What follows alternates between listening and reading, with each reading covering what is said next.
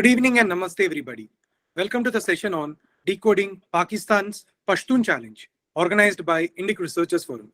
Indic Researchers Forum is an independent research organization that aims at producing quality research on geopolitics and security studies through a civilizational perspective. The idea is to promote research and propagate the notion that the country has a civilizational heritage that is much larger and older than its recent history. I am Satya Pulkuri, your host for the session. Currently, I am the associate editor for the forum. We are honored to have Sri Tilak Devasher, the author of the recently released book, The Pashtuns, A Contested History, as our distinguished speaker. And for this session, we are delighted to have Dr. Nanda Kishor MS as our session moderator. Dr. Nanda Kishor MS is an associate professor, Department of Politics and International Studies at Pondicherry University. He holds an MPhil and PhD in political science from the Hyderabad Central University and a postdoctoral at the University of Leiden, Netherlands. He is also a senior advisory member of Indic Researchers Forum. Now, I request Dr. Nandakishore sir to introduce Tilak Devasher sir and take the proceedings of the session forward. Over to you, sir. Thank you, Yashas and the team. It's always a delight and a pleasure to introduce someone of the stature of Sri Tilak Devasher. Certainly, it doesn't require an introduction. Those of us who have been following India, Pakistan, or Pakistan and the internal problems of Pakistan and many other things, he's an absolute known person. But for the sake of the audience, I take a few minutes to introduce Sri Tilak. He is the author of 3 widely acclaimed books on Pakistan. Pakistan Courting the Abadis, that was in December 2016. Pakistan at the Helm, this was in July 2018. Pakistan, the Balochistan Conundrum, this was in July 2019. These are perhaps to go sort of works that anybody who wants to work on Pakistan, perhaps the type of insights that Sri Tilak brings in is phenomenal. There is no way anybody can say that there is no necessity to go through these works, and yet they would be Pakistan experts. That is at least I very strongly believe. Now, he retired as a special secretary, cabinet secretary at Government of India in October 2014. Is currently member of the National Security Advisory Board, NSAB, consultant with the Vivekananda International Foundation, VIF. Is also a distinguished fellow at the United Service Institution, USI, and emeritus faculty member at the Rashtriya Raksha University. Now, during his professional career, Sri Tilak served in Jammu and Kashmir, Delhi and abroad. He specialized in security issues, especially pertaining to India's neighborhood. Post-retirement, he has continued to take a very keen interest in such issues with special focus on Pakistan and Afghanistan. More than anything else, the very idea that he accepted to write is very interesting, and we are absolutely delighted that he has agreed to speak to the young minds here. There are umpteen number of them who have come to listen to him, and it's indeed a pleasure to have you with us, sir. Welcome to you for this particular talk. Thank you very much. It's a pleasure to be here and talk to young people, and not only young people, people who are really interested and who have knowledge. So I'm really, I think, privileged to be here. Thank you so much for inviting me. Yes, sir. To begin with, first and foremost, apart from the type of interest that you have already had, the insights and the work and everything else, my first question perhaps would be on what actually made you to write a book on a topic like this, which is comparatively less researched, and what was the motivation? Perhaps how did you go about, sir? You know, the motivation was the dichotomy between what I had thought of the Pashtuns while growing up, and as I became older, the reality of the Pashtuns. You see, in my sort of generation, all of us read Rabindranath Tagore's Kabuliwala, a benign image of a Pathan who sells dry fruits on the streets of Calcutta and likes a small girl who reminds him of his daughter.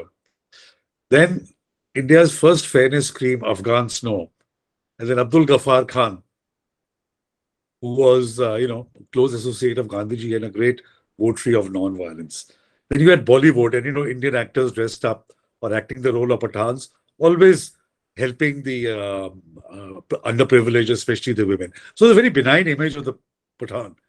But when I became college and university and grew up, and then you had the Soviet invasion, the Mujahideen, the devastating civil war, the rise of the Taliban, 9/11, the US intervention, and so I just kept wondering what happened to the Pashtuns. Why did they suddenly this violence and this whole thing come from?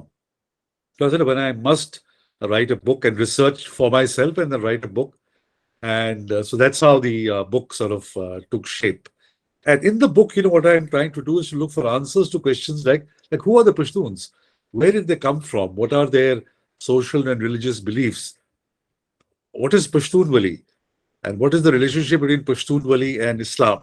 And then, of course, the historical development, the 100 years of British contact with the Pashtuns, the Durand Line, which one hears so much about, and so on and so forth. So that was how the idea of the book grew and how I started writing it. It was a difficult book to write because this was the COVID time. So then research became difficult, became more prolonged, and difficult. But I still somehow managed. It took longer than what I had anticipated it to take. But then I did manage to come out and finally it's all the light of day. Thank you, sir. And first of all, congratulations on all of us gathered here. At the same time, thank you for letting this generation know something that we ourselves would not perhaps have a chance to get to know. That's more of an insider view that I always feel, the type of perspective that you have brought in. Let me take directly into the book and certain questions that perhaps would enhance some understanding on the Pashtuns and the type of problem that the state of Pakistan is going through. My first question would be that when asked about his identity, if you look in, Wali Khan, son of Abdul Ghaffar Khan, said he was a 6,000-year-old Pashtun, a 1,000-year-old Muslim, and a 27-year-old Pakistani. So who really are these Pashtuns? And what about their Hindu and Buddhist part of it? Some claim about their Jewish ancestry. If you can throw some light, perhaps that would be of great help to the audience gathered here. Yeah. First of all, let's begin with the fact that there is a fair amount of confusion between Pashtun, Pakhtun, Afghan, Pathan. These are all names that are used at different times. And the reason for this is that then Persia at that time had the most influence in the southern, in the Pashtun areas. And their term for Pashtun was Afghan. So the name Afghan stuck to them. So Pashtun and Afghan became interchangeable. The British made a distinction between Afghan and Pathan. Afghans were those who were more closely associated with Persia and spoke Dari. The Pathans, on the other hand, were those who were more closely associated with India and the Mughal Empire especially and spoke Pashto. So that difference, that's how that's a Pathan and Afghan and Pashtun. Now, in the north, the Pashtun term is used by the tribes, whereas the southern tribes use the word Pashtun. Likewise, in the north, they use Pashto, whereas in the south, they use, in the north, they use Pakhto, and in the south, they used Pashto. So that's how these differences are. Now, who are the Pashtuns and where did they come from? You see, this is one land which has seen more invasions than any other territory in Asia and perhaps even in the world. And every succeeding invading group would have interacted and left traces. So it's a intermixture of a lot of people coming and settling over the past 2,000 years. You're right, there are some who believe in the Jewish ancestry of the Pashtuns. There are those who believe they are actually Indo-Aryans. But the Pashtuns themselves have a different conception of who they are. And this was finally put down on in a written form in the by Jahangir, the Mughal emperor. He commissioned one Nehmatullah who wrote this book called the Makhzan-e Afghani, that means the history of the Afghans, that traces the genealogies of the Pashtuns. And according to this, the Pashtuns have a common ancestor called Abdul or Qais Abdul Rashid. He went to Medina in 622 AD, met the Prophet, and was converted to Islam by the Prophet. He came back and spread Islam all over what is in the Pashtun areas.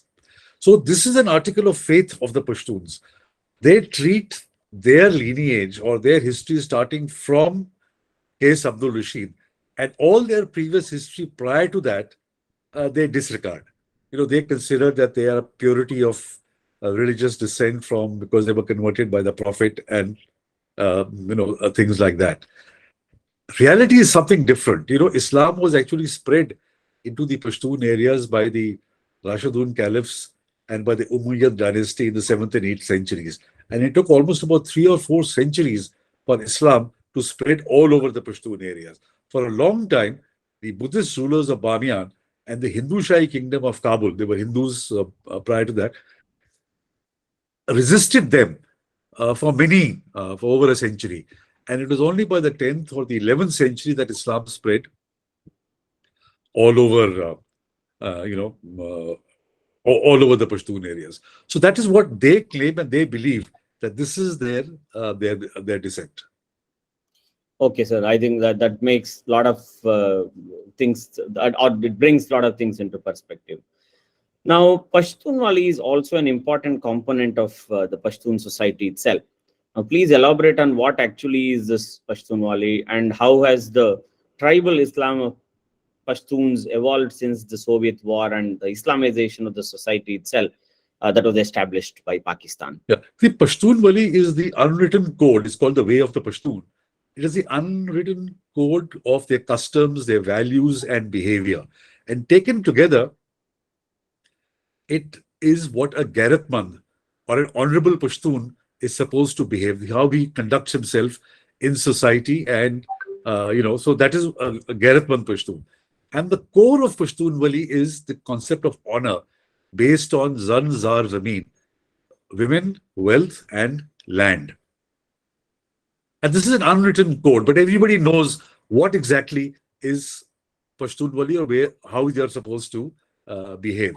Honor is a critical, as I mentioned, a critical, basis. And because it is honor, you will find that most Pashtuns will carry a weapon because that shows that they are ready to defend their own honor, the honor of their family, and the honor of their clan, and the honor of their tribe.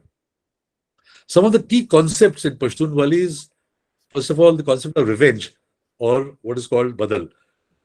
And as the Pashtun saying goes, that he is not a Pashtun who will not give a blow for a pinch. And time is not important for revenge. A Pashtun's famous saying is that a Pashtun who took revenge after 100 years said he took it too soon. So time is not important, but revenge. And it does not matter that the law of the state today says that you cannot take revenge. As far as Pashtunwali is concerned, if the man is to regain his honor, he has to take revenge. So if he breaks the law of the land, it's perfectly normal for a Pashtun to do so. And the most sensitive portion of honor of Pashtunwali is the honor of the women, because transgressions against women is treated as a black or tor, and it can be converted into white or spin only by death. Those involve the most serious retributions, and those feuds carry on for generations. Then you also have things like Belbastia or hospitality. A Pashtun has to be hospitable to anybody who seeks, who comes to his hujra or comes to his house. Then you have Nanvati, that is protection. And for example, you'll find that when Mullah Umar, he gave protection to Osama bin Laden, and even when other ulama came to him and said that under Islam, you must hand over Osama bin Laden for trial, he said nothing doing. He prioritized Pashtunwali and its dictates over Islam. For him, that was the more important part, so he refused to hand over Osama bin Laden. He gave up ruling, Afghanistan. The Taliban were sort of defeated or pushed out by the Americans, but he was willing to accept that because that was the dictates of Pashtunwali. So that is Pashtunwali. It's a core element of what the Pashtun identity is. Now, when you come to tribal Islam, the other part of the question that you asked, you see, even though the belief is that they were converted by the Prophet and it starts from there, in reality, the Pashtuns have always followed tribal Islam, which is a mix of Sharia, pre-Islamic customs, and Sufis and Sufism. Therefore, you'll find that worshipping of saints, urs, wearing taweez, this is extremely common amongst the Pashtuns, even though it has no sanctity or significance under Islam, but they continue to believe it. And the Sufis allowed this kind of a practice because that's what they believed in.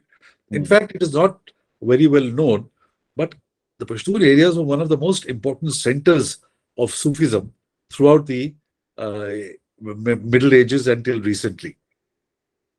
The centers of like Herat, Kandahar, Peshawar, Kabul, they were big centers of Sufi learning and Sufi, Sufi culture and Sufi beliefs.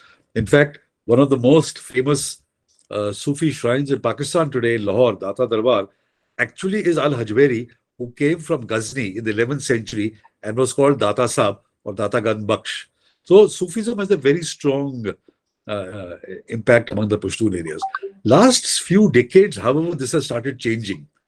After the Soviet invasion, a whole lot of fighters from the Middle East came. And through Saudi funding, a lot of madrasas were set up to teach Afghan refugee children, and they brought in Wahhabi Islam. And gradually, the Sufi culture started getting replaced by a more Wahhabized form of Islam. And this was followed up in the 90s by the presence of the Tablighi Jamaat, who again preached a very puritanical or a very, sort of what they said, pure form of Islam, which was quite different to what the Sufi Islam that had been practiced by the Pashtuns. So that's how tribal Islam has now got impacted by Salafism. I think that's a very interesting answer, sir, because it also, in a way, coming to the identity politics. That's exactly where they're struck with that. They want to carve their own identity. Now that leads me to a question that right from the beginning, if you remember, that the idea of Pakistan that has been put across by the Muslim League has always been put down, or there has always been a different view by the Pashtuns. They have not agreed with the Muslim League, whether it is the 1937 or 1946 elections, if you look in. But subsequently, if you look in whether the demand for Pashtunistan by Bacha Khan or Lai Afghanistan by the Afghan rulers, even if you look at, apart from that, the Taliban 1.0 that was between 96 to 2001, and then the 2.0 that we have as of now, they've all refused to recognize the Durand Line. Now, for a lot of youngsters and many of them who are interested in this particular subject that's related to Pakistan, Afghanistan, and the type of history that we share, I think Durand Line is a very, very important anecdote that I think. So perhaps if you can speak a little more on the Durand Line, along with what this identity of the Pashtunistan that they were talking about, what is the geopolitical identity that they were trying to look at, or the type of geographical vase that they were trying to carve. If you can throw some light on that one, that would be very interesting. Yeah. So let me start with the Durand Line. The Durand Line was signed in 1893. It demarcated spheres of influence between British India and the Afghan Amir. And from 1893 to 1947, all the letters, speeches in Parliament, communications, everything showed that the British treated this line only as spheres of influence and not as a border between their territory of British India and that of the Amir of Afghanistan. Now, it was later on when the British realized, and in fact, it was the British Chiefs of Staff who, in a memo, had stated that their strategic interests would be served by Pakistan. So then the British impulse became to strengthen Pakistan because their strategic interests are going to be served by Pakistan. Then you find that suddenly in their speeches, they turned spheres of influence into an international border. Just by a sleight of hand, by saying, no, we accept it as an international border, this thing got changed into an international border. Now, there are several issues, controversial issues about the Durand Line. The first one is that whether a treaty which was signed between the Amir of Afghanistan and British India could be passed on, about the Pashtuns, could be passed on to a successor to Pakistan. And there are some doubts whether it actually was a successor state. So that's one issue. There's a lot of legal, arguments on both sides. Then there was the question of, is this agreement signed in perpetuity? Or was it a limited period? So that's another controversial issue. But the really telling thing about the Durand Line is that there were subsequent treaties. And the last treaty between British India and Afghanistan was 1921, the Indo-Afghan treaty. According to this, it had a clause that the treaty would be there only for 3 years. And after 3 years, by giving 1 year's notice, either of the two parties could rescind the treaty. So obviously, if a treaty which is temporary could not be used to validate a permanent kind of a Durand line. So that is one problem with it. And in 1949, a Loya Jirga in Afghanistan actually rescinded all the Durand Line Agreement, the previous Treaty of Gandamak, all of the treaties with Pakistan. So in effect, as far as Afghanistan was concerned, the boundary between Pakistan and Afghanistan is not there. There is no agreement. And after 1947, Pakistan has not signed any more agreement with Afghanistan, demarcating their border or raising any objections. Now, no Afghan ruler, whether it was Zahir Shah, Muhammad Dawood, or the PDPA, even the Taliban, none of them have accepted that there is a boundary between Pakistan and Afghanistan. And this has been their position, consistent position since 1947. Even the Taliban did not accept that this boundary was there. So that is the Durand Line particular issue. Now, the Pashtunistan issue is a child of the Durand Line. Because, and there's a slight background to this. And the, can you hear me? Yes, sir, very much. Please go ahead. Okay, okay. Yes, So the yes. background to this is that as the British are about to leave and partition India, they had a problem with NWFP because there a Congress majority government was in power, even though it was a Muslim majority state. And in the British mind and in the mind of the Muslim League, it was an impossible situation that a Muslim majority province had a Congress government. So what the British decided that if the partition resolution was to be given to the NWFP assembly, because it was a Congress government, it could well vote for accession to India instead of accession to Pakistan.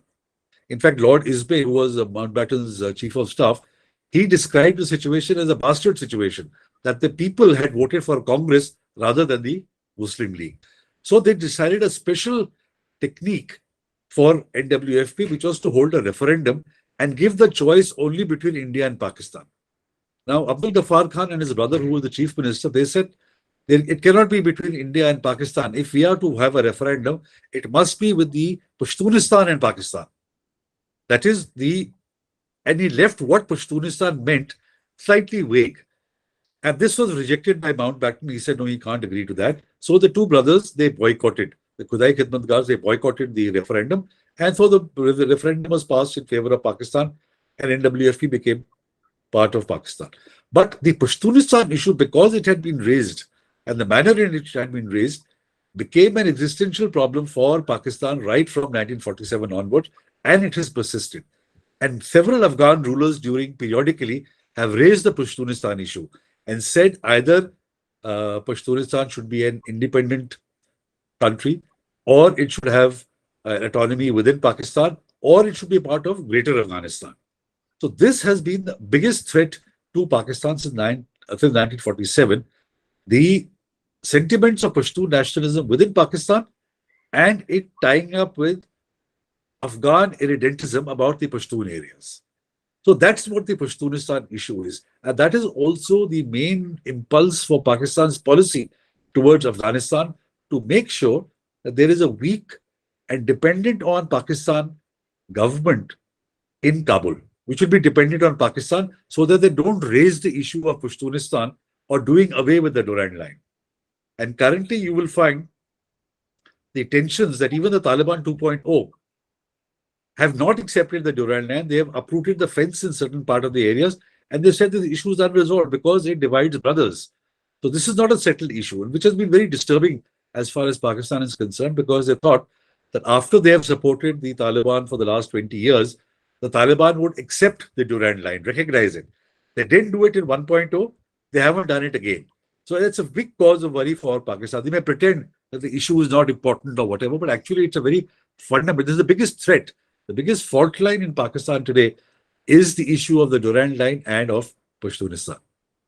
That, I think, is a very, very interesting part, because Pakistan has been having a lot of these irritants, including that of the TTP. Now that takes me to this question: how do you assess the current negotiations between Pakistan government and the TTP, the Taliban Pakistan? The TTP seems to be very adamant to demand a reversal of the FTA merger, the FATA Fatah merger, which seems unlikely as of now. Now, what exactly is the issue of the Fatah merger, and what has been the role of Taliban 2.0? Apart from that one, I would also take it further to ask you to throw a bit of or throw some light on this particular issue of what has been the role of certain regional parties, including that of the Jamaat Ulama-e-Islami Fazl. What has been their role, and how would they have a role in this whole negotiation process? So, when the Taliban came into power in August 2021, Pakistan requested them that the TTP, which had bases in Afghanistan, to defang them, de-weaponize them, and send them back to us, and we'll take care of them. They thought that, again, Taliban, like with the Durand Line, the Taliban would do that. Now, this did not happen. What the Taliban said was that this is your problem with the TTP. You and your ulemas should sit and talk to the TTP and decide what needs to be done. We will not act against the TTP. And the reason was very simple. You see, in 2001, when the Americans bombed the Taliban, they all sought refuge. Most of them sought refuge in the FATA, especially in Waziristan. The people of the tribal people there gave them sanctuary, gave them shelter, gave them food, gave them protection. Today, those people are organized under the TTP.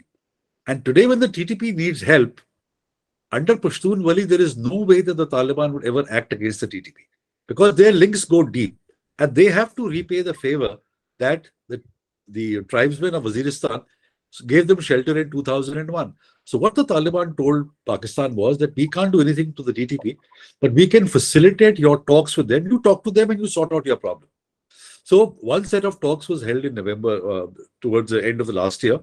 Another set of talks was held, a couple of months ago. There was a ceasefire for some time, but the conditions asked for by the TTP, one of the major conditions and stumbling block, was that FATA, which has been merged with Khyber Pakhtunkhwa, should be demerged. Now, the reason for that is that the strength of the TTP is in FATA, especially among the Masouds and the Wazirs. Bulk of the TTP membership and leadership comes from the Masouds. So they want to control this area on their own. If FATA is merged with Khyber Pakhtunkhwa, then they do not have strength in the settled areas of the Pashtun areas. Their strength is in the mountainous regions of Waziristan, North and South Waziristan. So they want that area to be demerged, and they will dominate it. And they have also now started coming up with a demand that this should be left to them to govern. And this is their area, that they should govern it as an independent or a semi-independent sort of an area. Now, that is something which is not acceptable to Pakistan. So I don't see the negotiations going anywhere. Then the other thing is that the TTP has also now spread into Malakand, into Swat, which were there earlier, which had become a problem for the Pakistan state, and they had to launch a big operation to get rid of them. Now they have started coming over there. So that again is another problem that has got in. So I don't see these negotiations going very much anywhere. TTP is continuing their raids, they're continuing their attacks. In fact, they've even attacked policemen, etc., in Islamabad, and they attacked the Chinese in that Dasu Dam project, in that bus explosion. I think a dozen or so Chinese workers were killed. So they are gradually expanding. And because they have the support of, I would say support, but they have sanctuaries in Afghanistan, and they have managed to unify the various factions. So they become a very potent force, and it's a worrying thing for the Pakistan army that, this thing is happening. So I don't think so. The Taliban are going to defang the TTP, and Pakistan will not be able to negotiate, because I don't think so they can accept the demerger of FATA. Now, looking at a lot of push and pull factors and also different stakeholders, there are several institutions, organizations, and also influencers who are also involved in this whole process. And one of the major ones, if you look in, is Dera Ismail Khan's the Pashtun Tahaffuz movement, PTM. Now, they have been very, very clear, and they have been vehemently speaking that they are going to take forward Bacha Khan's movement or Bacha Khan's legacy, whatever that they have felt so far. So far, it looks like it's been very peaceful because they've been fighting on human rights. They've also been trying to concentrate on certain atrocities committed by the state of Pakistan and Pakistani establishment itself. Now, what is your assessment on PTM, and what is going to be the future? Will they take some sort of a violent turn, or will they be having different ways of operating with regard to the Pakistani establishment? Before I answer that question on the PTM, I forgot to talk about what you mentioned about JUIF, Jamaat Ulema Islam Fazlur Rahman Group. So they were opposed to FATA's merger with KPK, with Khyber Pakhtunkhwa, because their students and their strength actually came from FATA, political strength. So they are opposed. So they're still opposed to the merger. Now, coming to PTM, you see, the like Bacha Khan's Khudai Khidmatgar, the PTM also is a non-violent group. In fact, one needs to understand the significance and importance of Bacha Khan, that in a society which was considered amongst the most violent in the world, he said the real strength of the Pashtun actually is non-violence. That only a person who is violent can be non-violent and appreciate. His problem, or he understood that what had ruined Pashtun society was this idea of revenge and taking badal. So he said, you stop this revenge, stop killing, and become pure servants of God and do service for God. PTM is continuing that tradition of non-violence, being a democratic movement. And the biggest success of the PTM is that they have overcome the fear of the TTP and terrorists, and fear of the Pakistan army and the Pakistani state. And they are demanding that if the constitution of Pakistan gives rights to the Punjabis and the Baloch and the Sindhis, we want those same constitutional rights. And the reason for this is that when the army carried out operations, about 2 million people from FATA became internally displaced people. They had to live in camps, they had to go and work in different urban areas where there was racial profiling, and they were treated very badly in urban areas of Karachi and in Lahore. In fact, the whole movement started off because this Masood, Raqibullah Masood, was killed in an encounter by a policeman because they thought they can get away with it and do anything. So they have managed to unite. It's become a pan-Pashtun movement. They have got over the tribal barrier. They've got over the gender barrier and unite especially the people of the tribal areas into a rights movement. And not only that, even the Baloch, even the Sindhis, even some Punjabis who are faced with extrajudicial killing and have problems of missing persons, people are picked up and just taken away by the agencies, they've also started joining the PTM. No mainstream media covers PTM. They've been told not to cover the meetings of the PTM. But thanks to social media, their meetings, their statements, everything is now visible all over the world. And they've also connected the Pashtun diaspora. So I think PTM is a very important development in Pakistan in making sure, in getting the Pashtuns, telling this Pakistan state that Pashtuns are not willing to be treated as cannon fodder for the sake of your foreign policy goals. We don't want to be terrorists. We don't want to be suicide bombers. We want to be left alone, and we want to get the same rights and the same privileges that the Constitution of Pakistan provides everybody else. So I think it's very significant. It needs to be watched. Now, the question you asked, you see, if the repression of the PTM continues, and if they keep getting pushed to the wall, ultimately at some stage, you see, the Pakistan army, unfortunately, as somebody said, if all you have a hammer, everything looks like a nail. So Pakistan army only believes in hammering. They are very, after 71, or after the experience of Bangladesh, they're extremely scared of provincial autonomy and provincial rights. Anybody asking about provincial rights, they think that this chap is out for separation, and therefore he must be suppressed. Same thing happened with Mujibur Rahman, the way they tackled it. They were not willing to accept and talk to across the table. I fear that this same thing would happen with the PTM and with the Pashtuns in general. Thank you, sir. Now, another issue that comes in also, because you have already spoken about that they have been pushed to the brink. They are the ones who have been suffering endlessly since 1979, whether it is internal displacement or whether it is violence, whether it is terrorism. On any count of that leading to violence, I think they have been on the receiving end on both sides of the Durand line. Now, what is the way ahead for them? Will they become more and more violent? Will they seek international response, or will they act on their own, or will there be anything else that you foresee as some sort of an outcome in this whole scenario? See, you're right. Since 79, it's been the last 40 years have been just violence, civil war, repression, peace of the graveyard, whether under the Taliban, and now the Taliban back in power. They have suffered the most, the Pashtuns, because the people who are killing are Pashtuns, the people who are being killed are also Pashtuns. The 40 years of war had devastated the Pashtun social and tribal structure.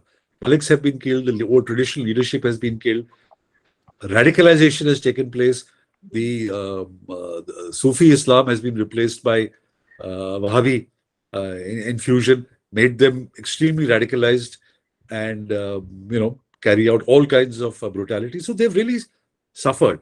Now, there are two elements in the situation on which will depend what is the outcome ultimately for the Pashtuns. One is the role of Pakistan. Now, Pakistan has played a very negative role for the sake of its own threat perception that it perceives from the Pashtuns in Pakistan and Pashtuns in Afghanistan. Therefore, it has exploited and manipulated the deeply held religious beliefs of the Pashtuns, manipulated them towards pan-Islamism, and tried to overcome nationalism through Islam. In the process, violence, terrorism, radicalization, all those things have taken place within Pashtun society. I think ultimately, if the Pashtuns are to seek peace, there has to be democratization in Pakistan. Pakistan has to stop seeing everything as a military or a security issue and allow the Pashtuns to govern themselves and stop. So this can only happen under a democratic regime and not with the military dominates foreign policy or security issues. That's one part of the equation, I think, the role of Pakistan. The second part of the equation is the Pashtuns themselves. I think the Pashtuns have, because they are disunited into various tribes and various groups, they can't sit across the table. The Taliban have come back into power militarily, excluding a whole lot of people.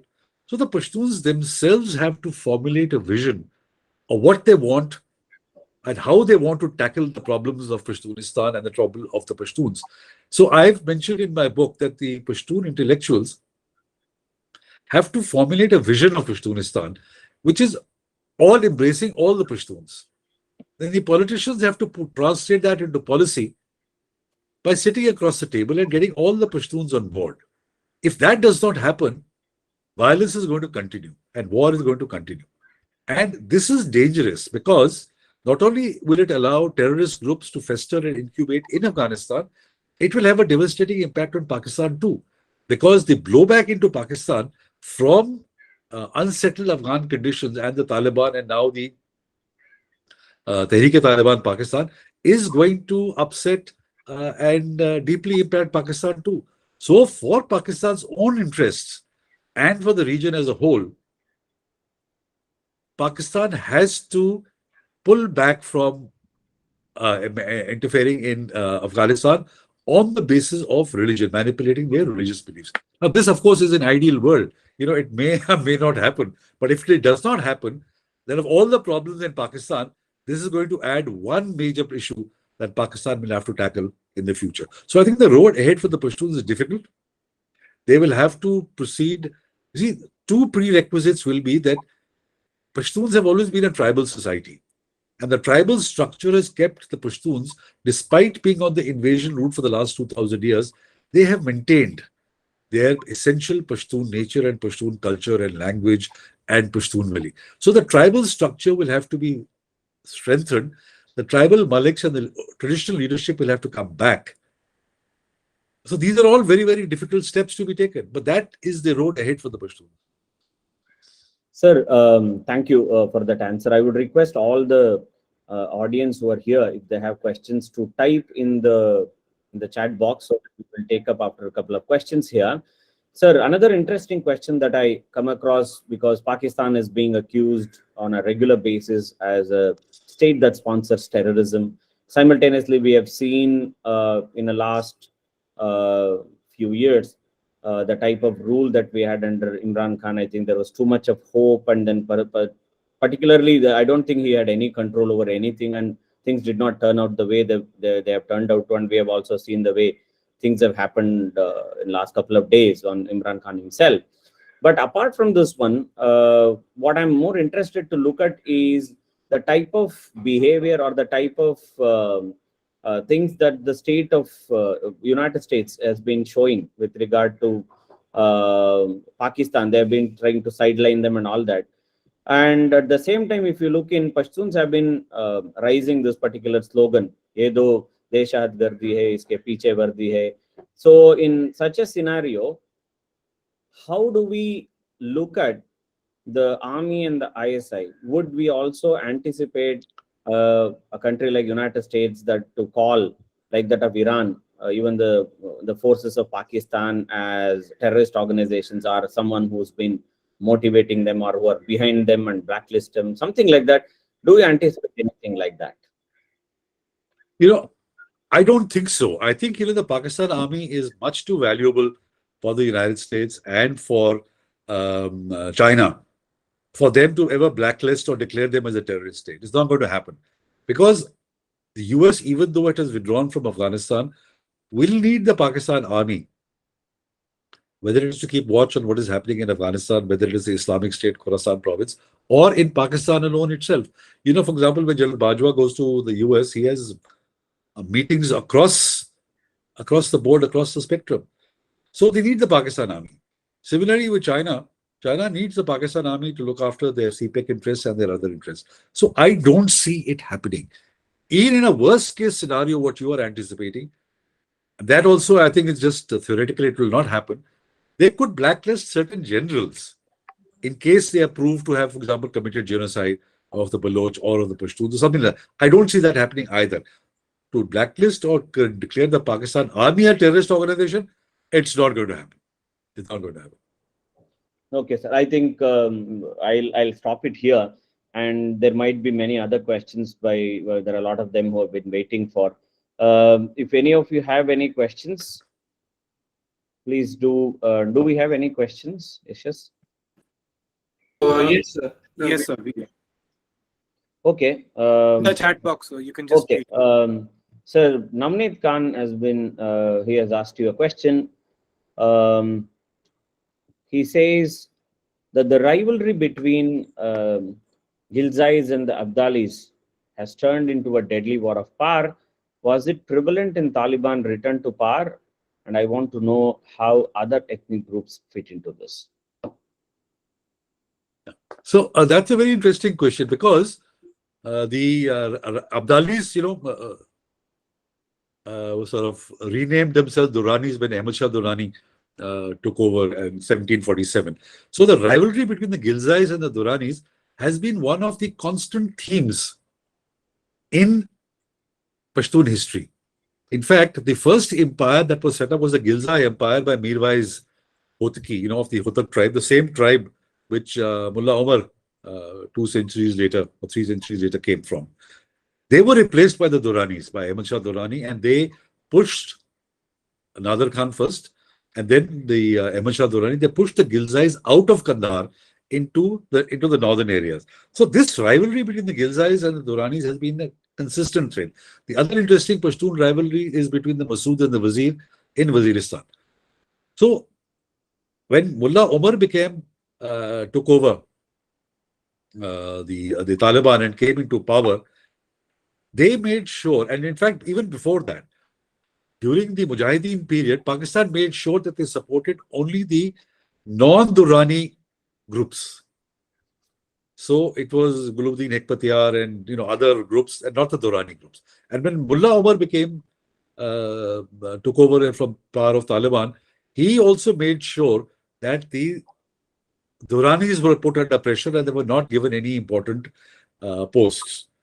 Now, in the current 2.0, there is a smattering of Duranis, Mullah Baradar and other people. They have come into their own. And the interesting dynamic which is at play is that for the first time, since 1747, for over 200 years, 230 years in fact, it was the Duranis, first the Sadduzais, then the Muhammadizais, who ruled Afghanistan. Then the Gilzais took over.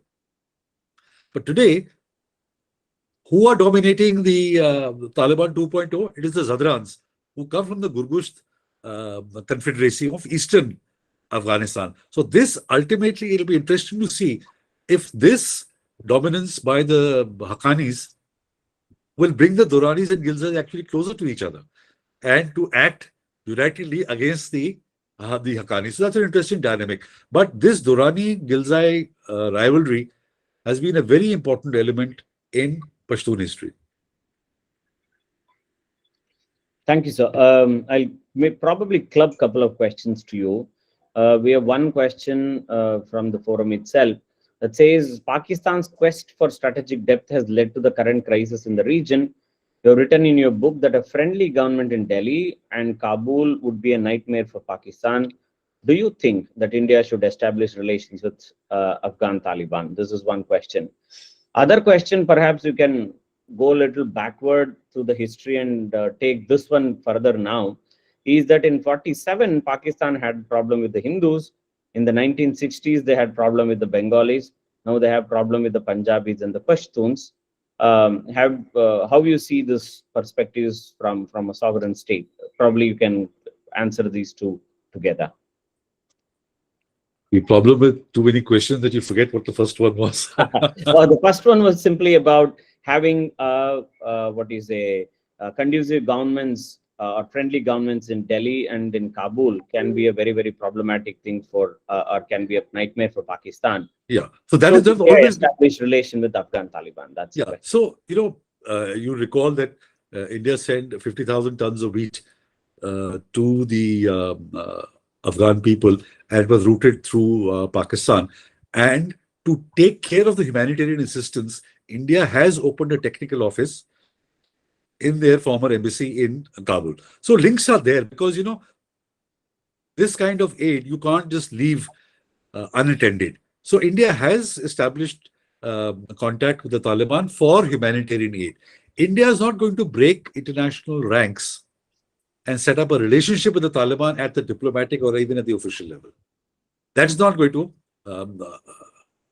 happen. So, but for humanitarian assistance, because, we have deep civilizational links with the Pashtun people, and we will not leave them in the lurch. And whenever they're in need for whether it's wheat, whether it is vaccines, whether it is other medical equipment, India will always be there. So that is as far the extent of our relationship with the Taliban, that it is for the people to people to people. But we are certainly aware, and we are not accepting of the fact that the Taliban are not an inclusive government, that women are being denied education and the treatment being meted out to women. So these are some of the things which India is not going to accept or overlook. As a democracy, we can't afford to do that. And the second question was about Pakistan's strategic depth. You see, because of Pakistan's insecurity vis-a-vis India, because of the geographical construct, and insecurity with the issue of Pashtunistan and India and Afghanistan cooperating, they have come up with this term of strategic depth. Ayub Khan was the first person, I think, who raised it. And then subsequently other people have also talked about strategic depth. So it is just a mask for their threat or the problem that they perceive, both from the Indian side and from the Afghan side. Initially, it was political, then it was territorial, it became political. Today, strategic depth also refers to the issue of water. This is one area that has not been explored very well, but Pakistan treats all the water coming from Kabul, the Kabul River, about 17 million acre feet of water, as their water, because there is no river sharing agreement or water sharing agreement between Afghanistan and Pakistan. This 17 million acre feet of water come into the Indus at a time when Indus itself is at low ebb. If Kabul starts building dams on the Kabul River, the flow of water into the Indus will reduce quite substantially. which will affect agriculture in Punjab. So that's the other reason when Pakistan talks about strategic depth, which means a friendly government in Kabul, which will not use the waters of the Kabul River, which are required by Pakistan. So, it's a multi-dimensional thing about strategic depth that Pakistan has been articulating. I think to an extent, Sanket's question has been answered. How should India go about? There's other question by Subrat. He asks, like Bangladesh, where India had extended support to tackle suppressed Bengali people, could India be able to extend support to the Pashtuns? If yes, then what would be the roadmap to establish a separate political state called Pashtunistan? There are two different examples, the chalk and cheese. Bangladesh, you had a, contiguous border, and 10 million refugees came into India, so it became an Indian problem. You don't have refugees, refugees are in Iran or in Pakistan. You don't have that kind of problem. You don't have a contiguous border. Yes, some people have said that since POK is legally and constitutionally a part of India, so we share a border with Afghanistan, the Wakhan corridor, which comes on the north of Kashmir, if you look at the map. But at the moment, as it exists today, you don't share a land boundary with the Afghanistan or with the Pashtuns. So it's very difficult for India. I don't know what will happen in the future, but as of now, I think it's a very difficult proposition. Sir, if it is that difficult proposition, perhaps India should think of having something that sort of a national security doctrine to specifically deal with the type of challenges that are emerging from Pakistan. This is exactly what Abhishek is asking. So what should be this national security doctrine, or what is the importance of having a national security doctrine to deal with the problem that we have been facing for a while now? You see, there are two points of view on this. Not having a national security doctrine is also a doctrine in the sense that nobody else knows, but you know yourself what your doctrine is. Having a published doctrine, this is what you're saying, having a published doctrine actually tells everybody else what you're thinking and what you're doing. So there is a value in not having a doctrine and a value in having a doctrine. So it works, works both. I think for the moment, ambiguity is, strategic ambiguity is useful. And because the government knows what it wants and what it is doing, keep everybody else guessing. I think the Chinese have done that for a very, very long time.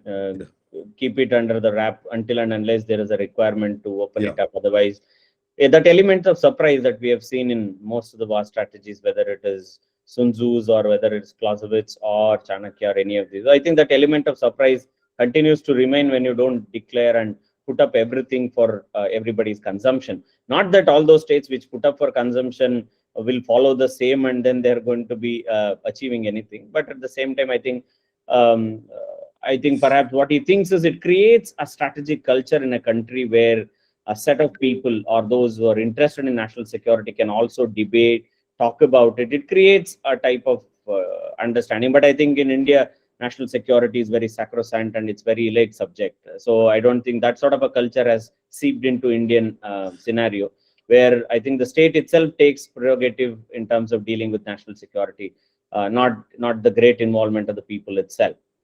But I think it's being democratized now. I mean, consider the fact that this Indic Researchers Forum itself is debating issues like, and willing to listen to issues like the Pashtuns.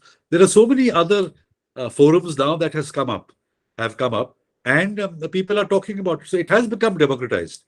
It will take some more time for people to become knowledgeable. I think universities can play a huge role in this. That if you have subjects and you sort of encourage people to do PhDs and MPhils, MPhils are not there now, do PhDs and do masters in strategic studies in neighborhood, especially. I find that a lot of even think tanks have got esoteric centers, but neighborhood studies is something that suffers from lack of attention even in universities and in think tanks. So that's why, when I'm writing on Pakistan, I'm focused on internal situation of Pakistan to know. We must know in India what actually is happening in at least one neighbor of ours. So I think this gradually, it won't happen overnight, but gradually over a period of time, democratization of national security is taking place, and more people like you who are teaching and the Indic Researchers Forum will come into greater prominence and be able to spread their ideas. I think it is true, sir. I think last 1 decade at least, the type of role that have been played by different think tanks, forums, government-based think tanks, and the idea of bringing practitioners to the theoreticians and theoreticians interacting with practitioners to an extent, which has all been made possible on online forums. Youngsters are able to listen to and question some of the experts. I think that itself is a very humbling experience. I Yeah. think we would look forward to many more years of such type of engagement. I think that makes a lot of sense. I would take perhaps the last couple of questions with you if you have time. Yeah, go ahead, please go ahead. One is on the status of the Pashtun women in Pakistan compared to Afghanistan. Is it equally bad, or has it got something different, or do we see any change in the pattern of the way women have been treated? You know, this has been, tribal societies are always conservative. But I think what has happened in the last, because of the infusion of a different kind of Islam, it has become probably deteriorated further. Now, no other Islamic country puts restrictions on women's education. You know, in fact, there are separate schools, there are separate colleges, separate teachers, all that. But education has not been barred to one half of the population. It's not barred in KPK, Khyber Pakhtunkhwa, or in Pakistan. Women go to colleges and universities and schools.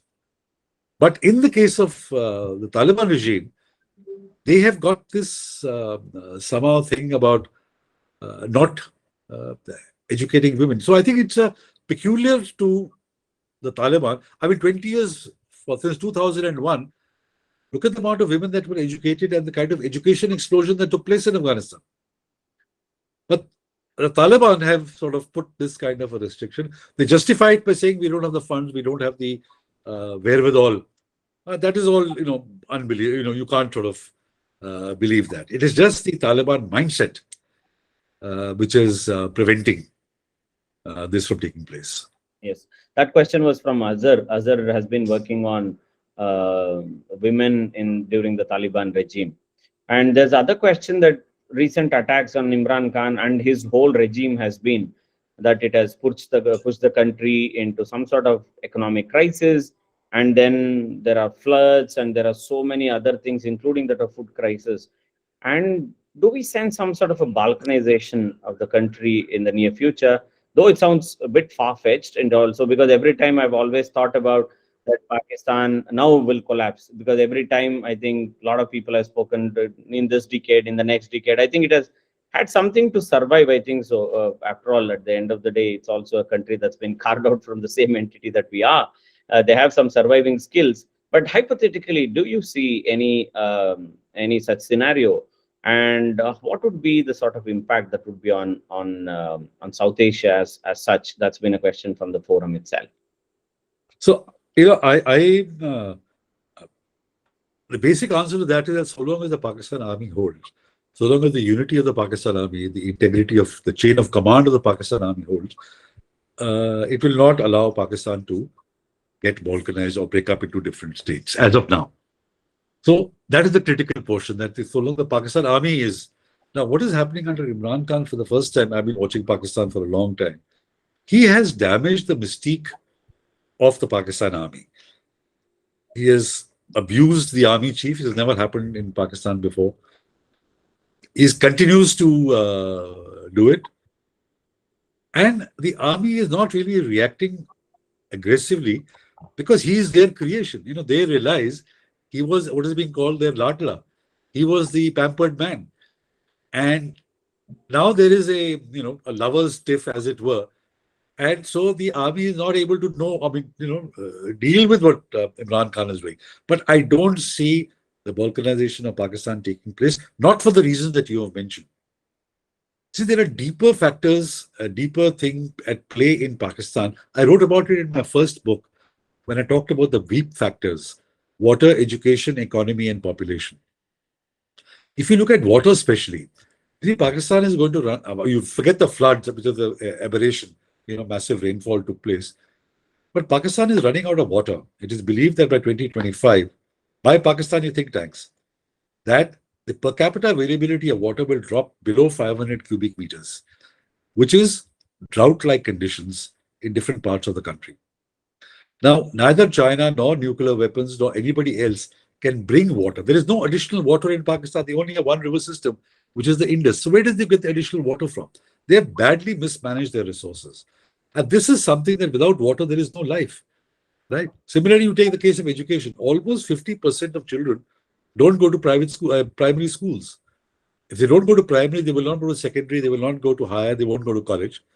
And even the 50% who go to primary schools, about 60% of dropout rate is there before they reach class 5. So in this globalized and technological world, you have a very poorly educated workforce which is coming to the fore. So, these are, and in Pakistan's economy, you read about it daily, the kind of problems that they have. You look at population growing at 2.4%. They can't feed this population anymore. In fact, this year they had to impose, I think, about 2 million tons of wheat. And it is the largest contiguous irrigation network in the world. Is not able to feed the population. So these are the deeper issues which are eating the innards of Pakistan. Because these issues are not sort of fashionable, very few people talk about it. But I did a lot of research on this and therefore came up with this deep analysis. And I'm told in some universities that it's actually prescribed teaching the weak factors. People need to understand that the impulse for problems in Pakistan will come not from the politics between Imran Khan and Shehbaz Sharif and the army, but from these deeper issues which are eating the innards of Pakistan. I think Imran is a classic case of the Bhasmasura story, where he asked for the boon and the forces gave him, and then now he wants to talk about them, bite them, and finish them off. Sir, one last question to you. I don't know the person who has asked this question. It says Vedas Law Journal. What he simply asks is that Pakistan has been trying to impose sort of a monoculture, language, and a lot of other things. Will it lead to some sort of resurgence of ethno-nationalism, linguistic nationalism within Pakistan? You have Balochistan on the one hand, it's fighting out. Yeah, the Pashtuns are fighting out. Maybe there are many other groups which will also take inspiration from here. If that's the case, will Pakistan break into pieces, or does Pakistan internally have the capacity to hold it together? So that's interesting. You see, in the Pakistan movement, in the run-up to the creation of Pakistan, one of the key points that Jinnah had stressed was provincial autonomy, that the provinces will govern themselves and so on and so forth. But as soon as he became Governor General, all talk of provincial autonomy was done away with. And he had a total centralized control. And thereafter, all Pakistani rulers have believed in centralized control. And because Punjab dominated and dominated even more so after 1971, the creation of Bangladesh, that Punjab has not felt the need to take into account the wishes of the smaller provinces. In fact, anybody who wins Punjab itself can form a government without having any representation from Sindh, Balochistan, or Khyber Pakhtunkhwa. So it is because of Punjabi domination and Punjabi centralization and then ramming through. You see, India's biggest advantage was we recognized unity in diversity. They did not accept the diversity. In Pakistan, actually, it's a grouping of different states that had own history, language, culture. And that's why Wali Khan said, I've been a Pashtun for 5,000 years, a Muslim for 600 years, and a Pakistani only for 40 years. So for him, his ethnic identity was far more important. Pakistan has not recognized the ethnic identity of its minorities. Therefore, you have the Baloch problem, you have a Sindhi problem, and you have a Pashtun problem. And the more, because of the Bangladesh experience, the more Pakistani state hunkers down on against provincial autonomy, like they're doing with the PTM, which we discussed earlier, the more will the nationalities rise up in arms. So you have a fifth insurgency in Balochistan, despite all of them being Muslims. Sindhis are upset. The Pashtuns are, now moving away. You have a Saraiki problem in Punjab itself. So the two key elements of Pakistan were the religion provides the basis of nationhood and provincial autonomy. Both of them have become the big threats and dangers to the future as Pakistan goes ahead, unless they change their policies, etc. I think it's been an absolute delight and a pleasure to talk to you, sir. Such great insights and your patience more than anything else to answer each of the questions that we posed. And we look forward to many more such sessions and learning experiences with you. Now I hand it over to Yashas and his team for the concluding marks. Thank you very much. It's a very interesting Thank you. questions that you posed. Thank you so much. Dr. Nanda Kishor, thank you. And I hope to be in touch with you. Absolutely, sir. Anytime. Would love to invite you to Pondicherry University as well. Okay. Thank you. Okay, so with this, we have come to an end to our session.